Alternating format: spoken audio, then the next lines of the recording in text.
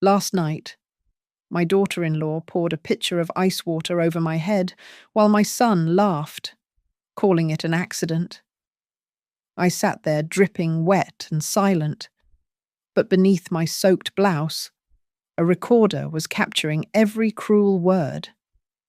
They believe I am a harmless 63-year-old widow, but in less than 60 minutes, when I turn on the television, the secrets they hid in the dark will drag them both into the light. My name is Eleanor Brooks, and at 63 years old, I sat at the head of my own dining table in Maple Hill, Ohio, nursing a throbbing wrist and hair that still felt damp at the roots. The soreness in my joint was real, but the dampness was a phantom sensation, a lingering memory of the humiliation I had endured 12 hours prior. The morning sun was trying its best to brighten the kitchen, casting long, golden beams across the granite countertops, but it could not penetrate the thick, suffocating tension that hung over our breakfast. To an outsider, the scene might have looked idyllic. My daughter-in-law, Lydia, was flipping pancakes at the stove, the smell of batter and dark roast coffee filling the air. My son, Daniel, sat across from me, scrolling through his tablet with a detached air. Yet, beneath the domestic clatter of spatulas and silverware, there was a silence so loud it made my ears ring. I took a sip of black coffee, letting the bitterness ground me as my mind replayed the events of last night. We had hosted a dinner for extended family, a charade of unity that Lydia had insisted upon. In the middle of a toast, Lydia had stood up, holding a heavy crystal pitcher filled with ice water. She claimed she tripped. She claimed it was a terrible accident. But I saw her eyes just before the water hit me. There was no fear, only malice. The freezing water had drenched my face and soaked my silk blouse, dripping onto the hardwood floor. The room had gone quiet for a heartbeat, and then the titters began. My own relatives, people I had known for decades, covered their mouths to hide their amusement, following the lead of the younger generation. No one offered me a napkin.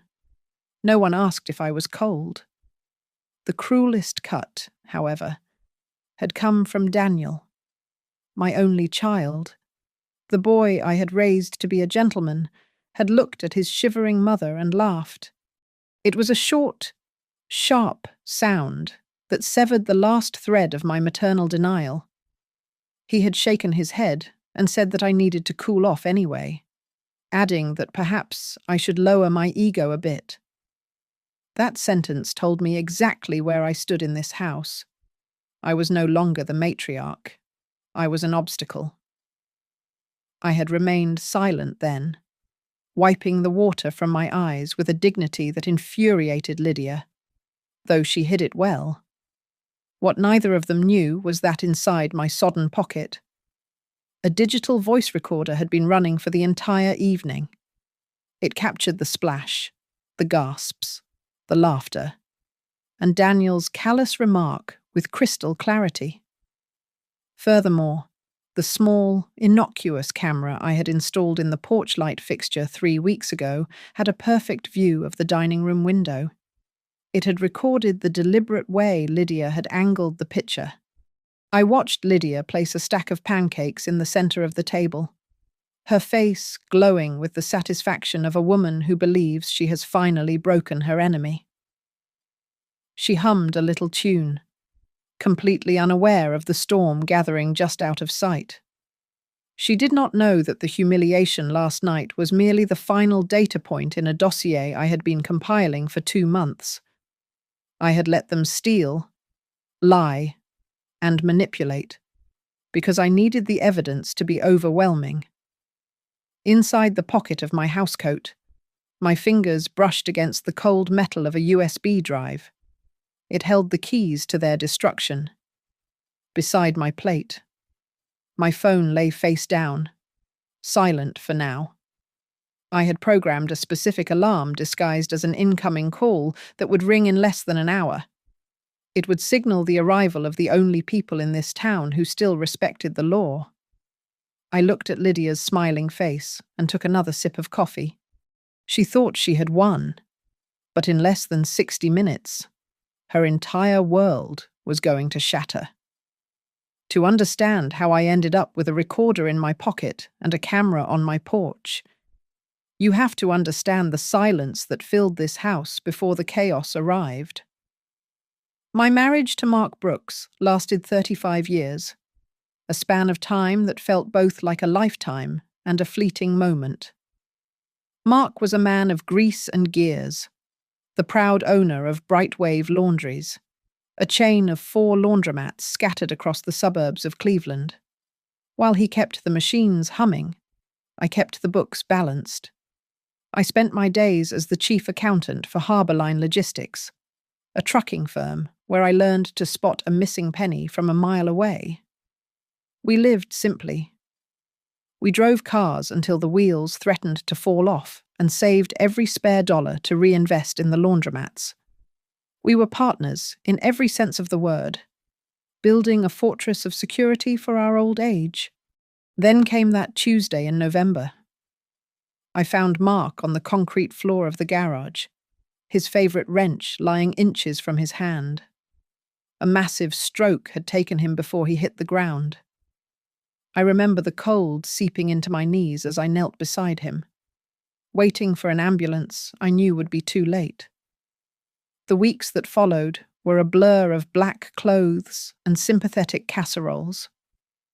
When the dust settled, I was left alone in a 2-story colonial house worth over $1.5 million, with a thriving business and a substantial savings account.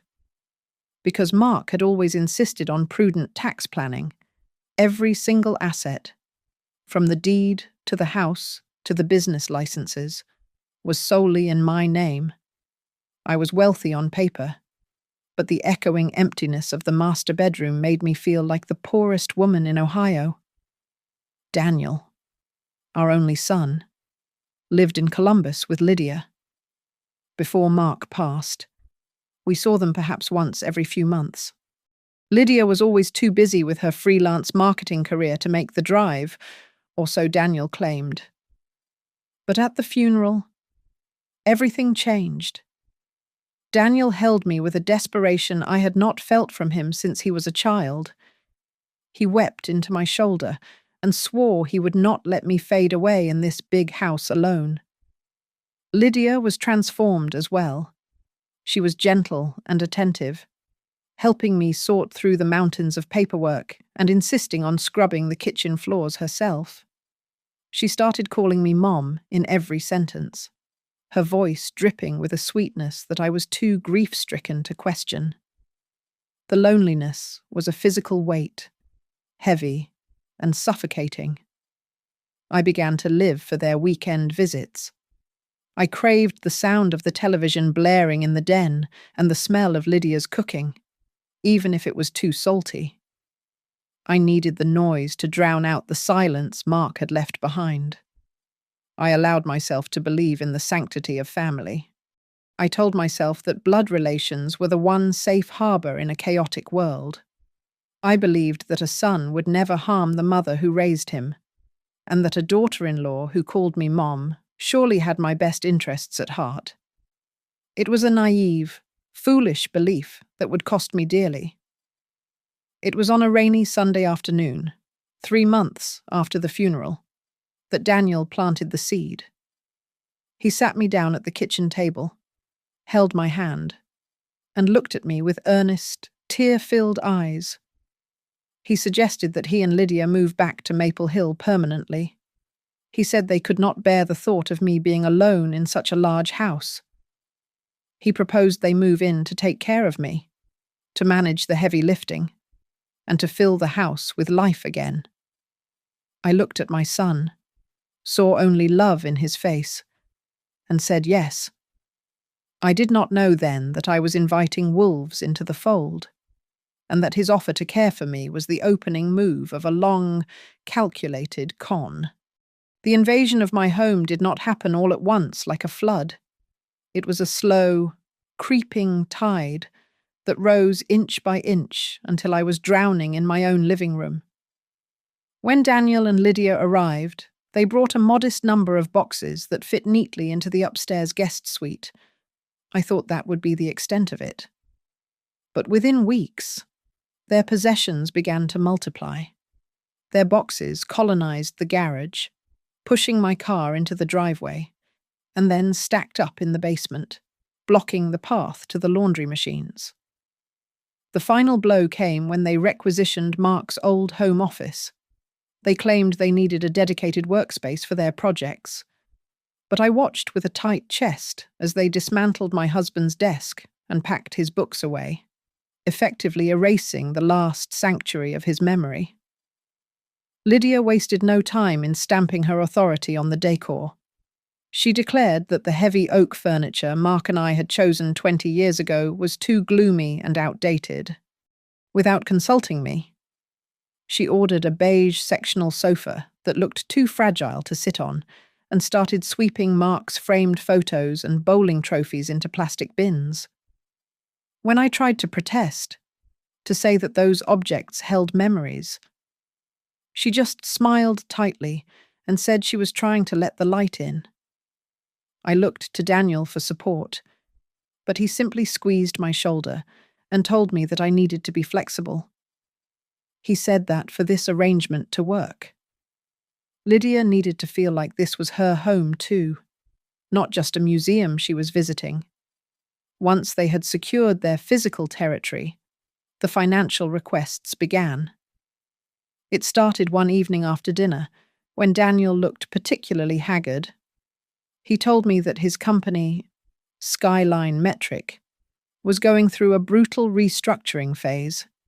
He said he was at risk of being let go unless he upskilled immediately. He needed to take an executive management course that cost $40,000. He presented it as a matter of survival. I did not hesitate. I wrote the check, telling myself that I was investing in my son's future. There was no contract, no promissory note, just the unspoken bond of trust between a mother and her child. Hardly a month had passed before Lydia came to me, her eyes red and swollen. She spun a tragic tale about her sister in Texas, who had allegedly been diagnosed with a rare, aggressive disease that her insurance refused to cover. She needed $25,000 for an emergency treatment. She cried into my lap, playing on the grief I still felt for Mark, knowing I could not turn away someone facing a medical crisis. I transferred the funds the next morning. That opened the floodgates. Soon, there were requests for a guaranteed real estate investment recommended by a friend, bills for extensive repairs on their cars, and five-figure sums to pay off credit card debt they claimed was a lingering result of the pandemic. Whenever I gently broached the subject of repayment, the atmosphere in the house would shift instantly. Daniel would become evasive, suddenly remembering an urgent email he had to send, or checking his watch and changing the subject to the weather. Lydia's tactic was emotional manipulation. She would tear up and ask if I did not trust them, or she would say that they would pay me back the moment things stabilized, making me feel like a greedy landlord rather than a generous mother. I began to feel guilty for asking about my own money. The transformation was total when Lydia decided to repaint the kitchen a stark white while I was out grocery shopping. She did not ask. She just did it. She began referring to the house in conversation as our place, erasing my ownership with a pronoun. I was slowly becoming a guest in the home I had paid for. One night, I sat up with my calculator and realized that the total amount I had given them was nearing $180,000. The number made my stomach turn, but I pushed the ledger into a drawer. I told myself that they were living here with me, so they could not possibly be planning to run away. I clung to that delusion because the alternative was too painful to admit. The shattering of my world did not come with a bang, but with a whisper on a quiet Saturday morning. I had risen early to brew a fresh pot of coffee, enjoying the stillness of the house before the young couple stirred.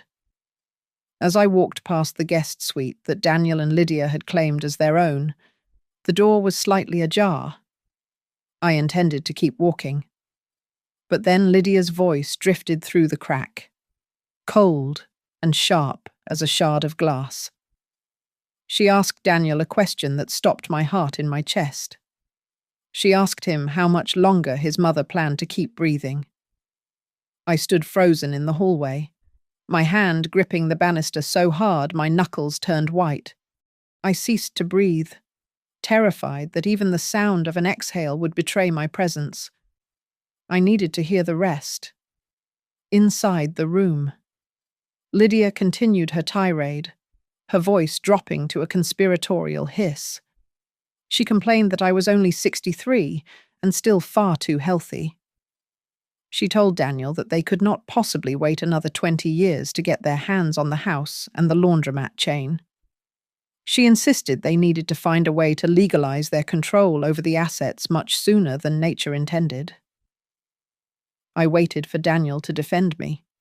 I waited for him to shout at her, to pack his bags, to show some shred of the loyalty I had nurtured in him. Instead, I heard a weak, stumbling protest.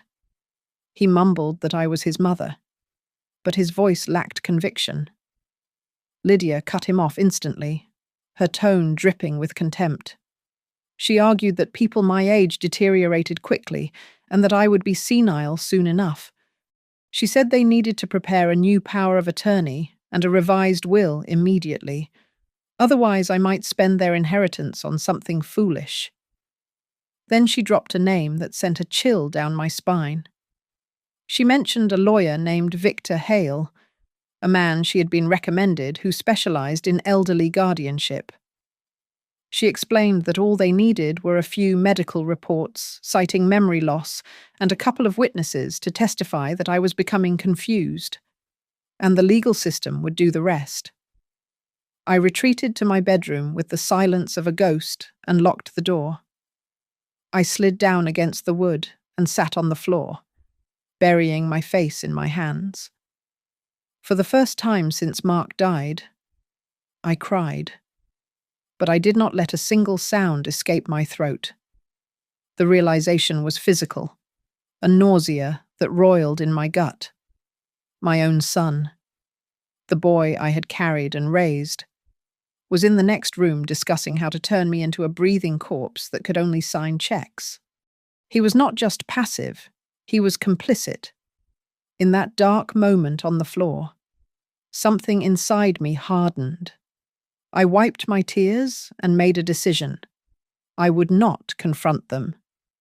If I screamed and shouted now, they would only use my anger as proof of my instability.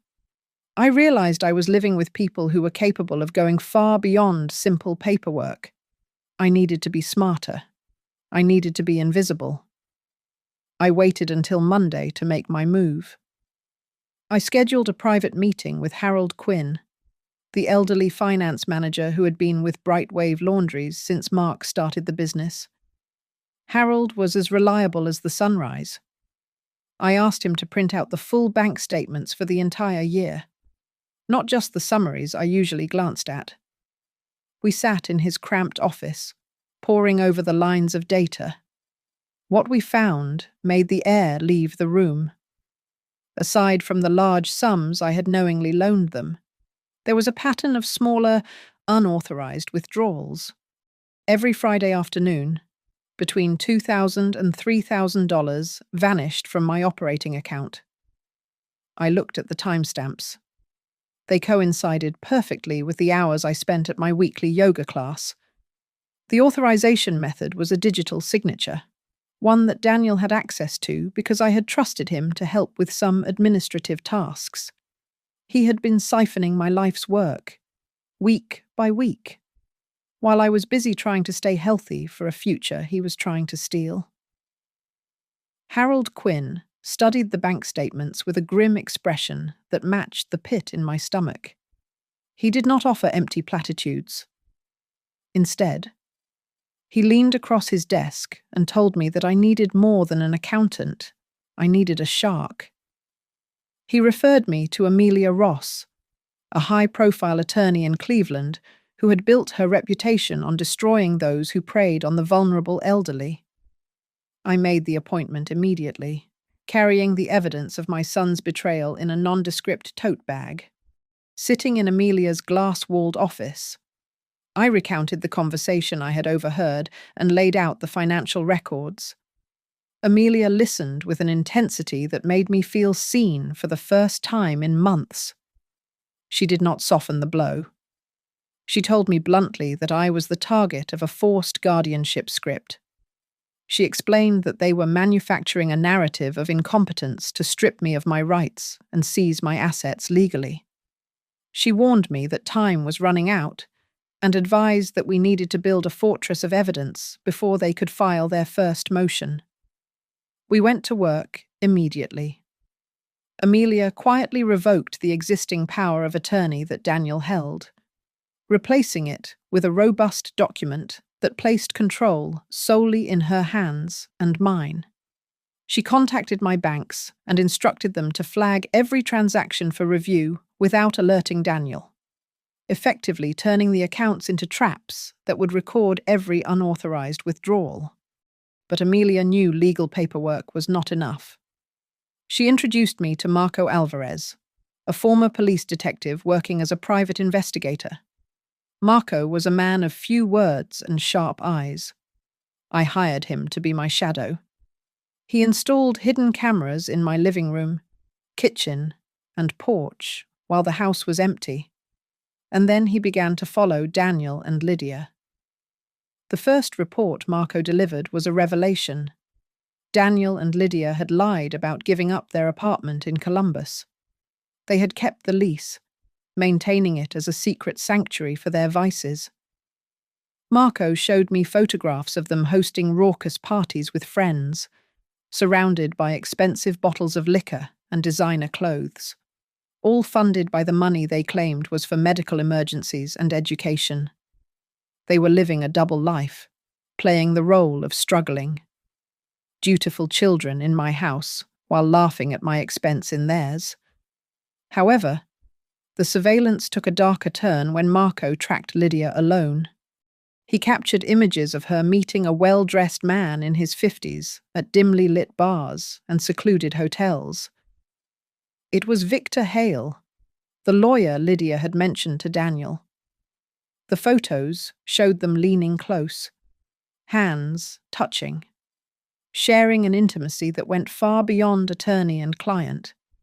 They were not just plotting a legal strategy, they were lovers and partners in crime. Amelia used her network to dig into Victor's past and found a trail of complaints. He was a specialist in legalizing the theft of assets from the incapacitated, a man who knew exactly how to manipulate the probate court system to drain estates dry. The final piece of the puzzle was the most terrifying. Marco ran a deep background check on Lydia and unearthed a history that read like a horror story. She had been married before to a 70-year-old antique dealer in Arizona. He had died 10 months after the wedding, allegedly slipping in his bathtub. Lydia had collected a massive life insurance payout. Before that, she had lived with a man in his 30s in Florida who died in a car accident under vague circumstances shortly after purchasing a luxury vehicle in her name. I sat in my kitchen with the file spread out before me, my hands trembling, not from fear, but from a cold, hard realization. I was not dealing with a greedy daughter-in-law who simply wanted a free ride. I was living under the same roof as a professional predator. Lydia was a woman who used marriage and staged accidents to harvest fortunes, and I was simply the next crop she intended to reap. I knew then that this was no longer just a family dispute. It was a fight for my life. We needed to be cunning to catch them in their own net. Amelia and Marco helped me design a performance to accelerate Lydia's timeline. I began to feign minor lapses in memory. I would intentionally leave my keys in the refrigerator and then wander into the kitchen, asking if anyone had seen them. I would call Daniel by his father's name, Mark, and then look confused when he corrected me. It was a dangerous game, but it worked. Lydia took the bait instantly. Marco's hidden cameras captured her gleaming with excitement as she whispered to Daniel that I was finally losing my grip. She was so emboldened that she started calling her friends, recounting stories of my senility that were pure fabrication, laying the groundwork for witnesses. Marco also recorded her meeting Victor Hale at a bar, where she bragged that the old woman was fading fast and that they needed to get the guardianship papers filed before I did something unpredictable with the money. Victor advised her to keep a diary of my episodes, a diary I knew she was already filling with lies. Then, the game turned deadly.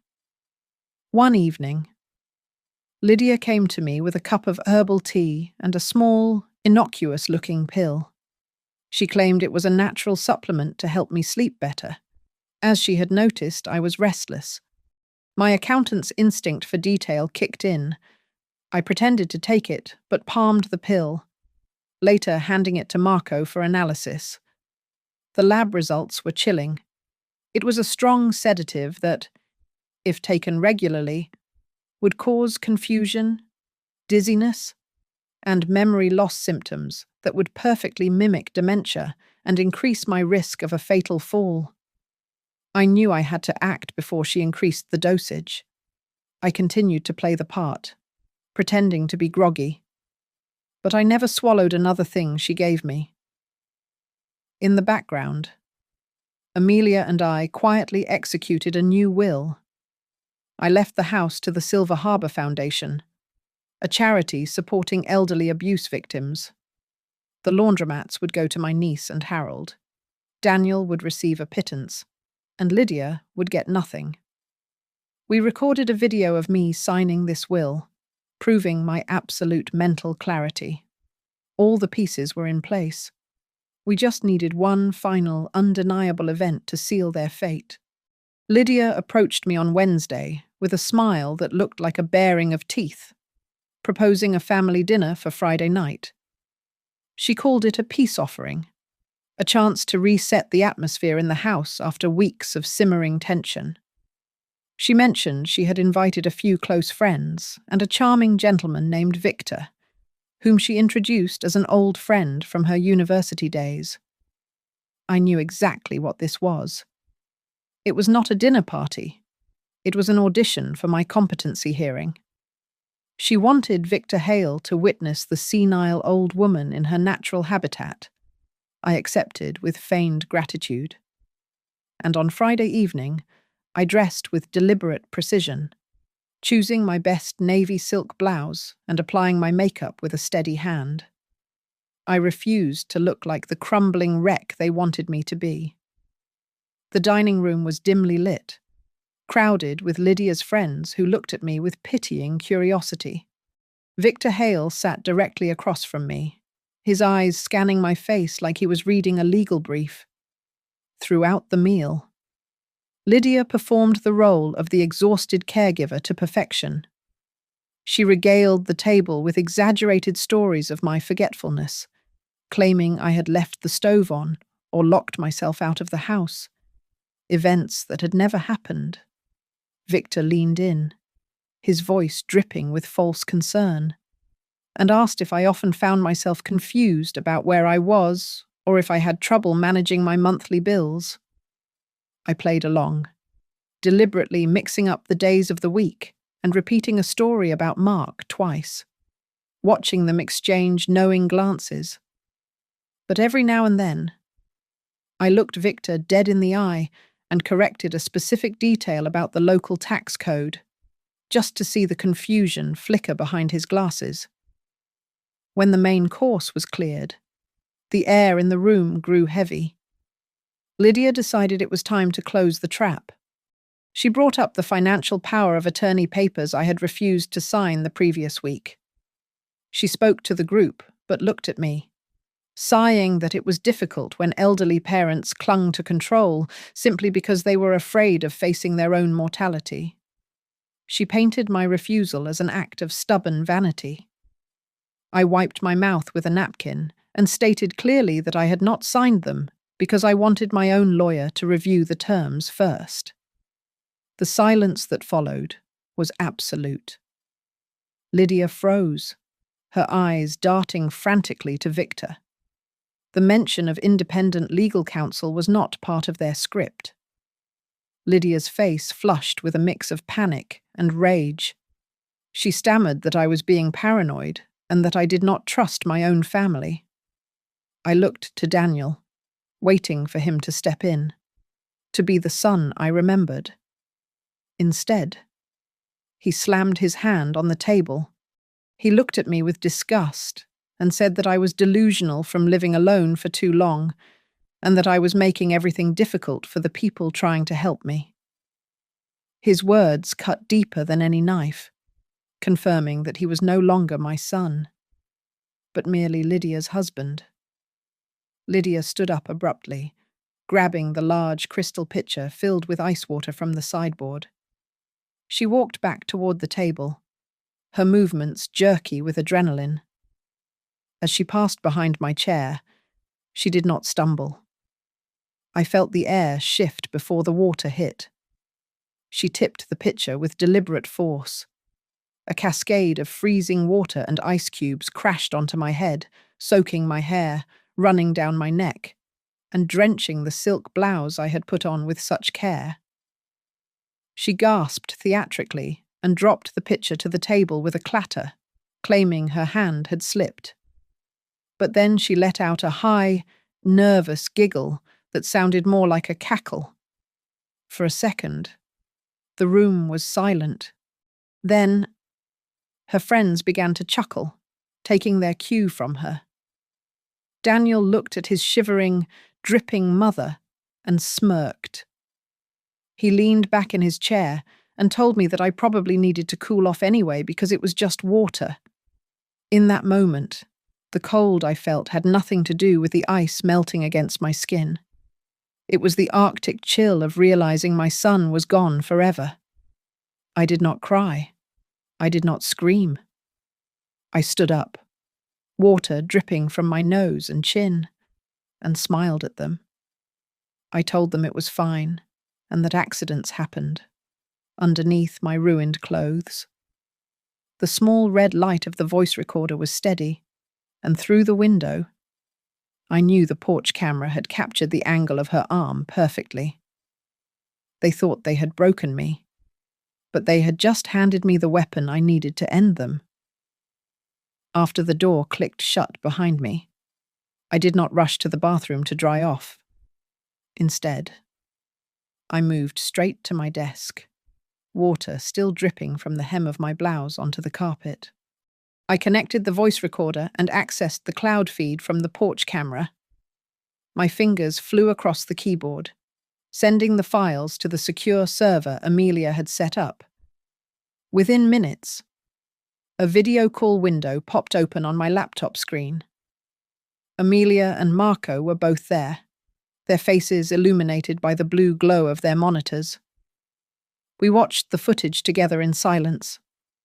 I saw myself sitting there, dignified and small, while the water cascaded over me. I heard Daniel's laugh again, tinny through the speakers, and it hurt less this time. It sounded like a stranger's laugh. Amelia spoke first. She said that the footage was the final piece of the puzzle. It was irrefutable proof of emotional abuse and a clear demonstration of the hostile environment they had created to coerce me. She told me she had enough to wake a judge up and get an emergency protective order signed that very night. Marco nodded and added his part. He had finalized the financial dossier. He had the records of the suspicious transfers, the photographs of the secret apartment in Columbus that they claimed to have vacated, and a high-definition video of Lydia handing a thick envelope of cash to Victor Hale in a parking lot. Most damning of all, he had an audio recording of them discussing how to get me into a facility as soon as possible so they could sell the house. We finalized the strategy for the morning. Amelia would arrive at exactly 9 o'clock. She would bring 2 uniformed police officers and a court official to serve the papers, but they would hang back initially. I was to introduce Amelia as a consultant here to help finalize the new will. The mention of the will would be the bait that kept Daniel and Lydia in the room, too greedy to leave. While we spoke, Amelia was already electronically filing the emergency motions to freeze every asset that Daniel had access to and to lock down the accounts. When the call ended, I sat in the silence of the room that Mark and I had shared for 3 decades. I looked at the photos on the dresser, the ones Lydia bad not packed away yet. I allowed myself one final moment of grief for the son I had lost. I realized that the boy who used to run into my arms with skinned knees was dead. The man downstairs was a stranger who viewed me as a fading obstacle to his wealth. I decided then that I would not falter. I would sever the cord, no matter how much it bled. I laid out my clothes for the morning, a crisp linen suit that commanded respect. I took the USB drive containing the compilation of all the evidence Marco and I had gathered and slipped it into my pocket, planning to place it on the media console in the dining room before breakfast. I set an alarm on my phone for 9 o'clock sharp, labeling it simply as Amelia. It would be the signal for the end of their world. I climbed into bed, but did not sleep. I lay there in the dark, with my eyes wide open, watching the shadows shift across the ceiling, waiting for the sun to rise on the day I would take my life back. "Have you finally cooled down from last night?" "Mom?" Lydia asked, tilting the coffee pot with a cheerful menace. She paused, waiting for me to retreat into silence, as I always did. "Actually, I have been doing a lot of thinking," I said, my voice steady and clear. "I think it is time we resolve all these misunderstandings. I would like you and Daniel to sit down. I have asked my lawyer to come over so we can read the new will I have prepared." The word will acted like a spell. Daniel shifted in his chair, trying to mask his sudden anxiety. But Lydia beamed. She clearly believed her intimidation tactics had worked faster than expected. She exchanged a look with Nancy, her best friend, who had stayed over in the guest room after the dinner party, a look that said, "Victory." "Oh, Mom, I am so glad you are finally thinking about the future seriously," Lydia said, her voice syrupy sweet. Her eyes, however, were not on me. They were darting toward the papers on the table, calculating the zeros. At exactly 9 o'clock, the doorbell rang. It was sharp and demanding. Lydia jumped up, eager to play the hostess. "I will get it," she chirped. "Sit down." "Lydia," I commanded, the volume of my voice making Daniel flinch. "That is Ms. Ross, my attorney. I will let her in." I opened the door to find Amelia Ross standing there, flanked by 2 large men in casual windbreakers and jeans. To the untrained eye, they looked like legal clerks or assistants. I knew them as Officers Miller and Henderson from the local precinct. "Good morning, Eleanor," Amelia said, stepping into the hallway. "These are my associates. They are here to assist with the documentation." We marched into the kitchen. Daniel and Lydia stood up, confused by the entourage. Amelia wasted no time on pleasantries. She opened her leather portfolio and pulled out a single document. "Mrs. Brooks has requested that I read the summary of her final testament to ensure all parties are aware of their standing. Amelia announced. She adjusted her glasses and began to read in a monotone voice that chilled the room. The primary residence at Maple Hill is to be liquidated, with 100% of the proceeds donated to the Silver Harbor Foundation for the protection of elderly abuse victims. The ownership of Brightwave Laundries is to be transferred immediately to her niece, Sarah, and her longtime manager, Harold Quinn. Lydia's smile vanished. Her skin turned the color of old ash. As for my son, Daniel, Amelia continued, he has bequeathed the sum of $5,000, contingent upon the completion of a drug rehabilitation program. Lydia Brooks is explicitly excluded from any and all inheritance. This is insane, Lydia screamed, her hands gripping the edge of the table until her knuckles turned white. You cannot do this. She is senile. She does not know what she is saying. Amelia held up a hand, silencing her. Mrs. Brooks is perfectly lucid, and before you say another word, I suggest we look at the supporting evidence. I picked up the remote control from the table and pressed the power button. The 60-inch television mounted on the wall flickered to life. The footage from last night filled the screen. It was high definition, and the audio was crisp. Everyone in the kitchen watched as Digital Lydia poured the pitcher of ice water over my head. They heard her cruel laugh. They heard her say, "Maybe that will wake you up." They heard Daniel snicker and tell me to lower my ego. Daniel looked from the screen to me, his mouth opening and closing like a fish. But the video did not stop there. It cut to a grainy but clear shot of a parking lot. Lydia was leaning against a silver sedan, talking to Victor Hale. She is starting to lose it, Victor. The recorded voice of Lydia said, clear as day. But we have to move fast before she changes the will. We need those medical reports. The video showed Lydia pulling a thick white envelope from her purse and handing it to Victor. The silence in the kitchen was heavy enough to crush bones. Nancy, who had been watching with wide eyes, slowly backed away from the counter. "Oh my God, Lydia," Nancy whispered, the horror genuine in her voice. The dynamic in the room shifted violently. I was no longer the confused old woman they could bully.